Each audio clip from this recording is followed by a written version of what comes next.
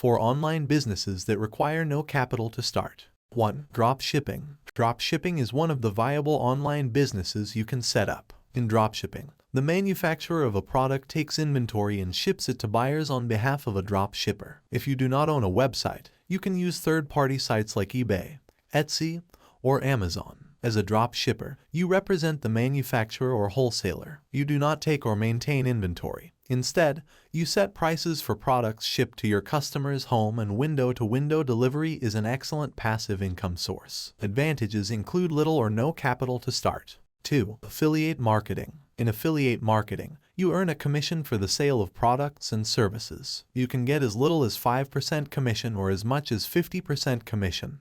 This depends on the company's affiliate program. 3. Sell information products. Selling digital information products is one of the thriving online businesses. This does not involve the sale of physical products, but it is a sure way to make money. You can create information products through audio, videos, texts, or webinars. 4. Create online videos. You can leverage YouTube to make money online, but you need to create unique and relevant content for your audience. Follow these tips if you want to create great videos for the popular video sharing platform. The first step is to sign up on YouTube, create an account, and upload videos. Please subscribe for more.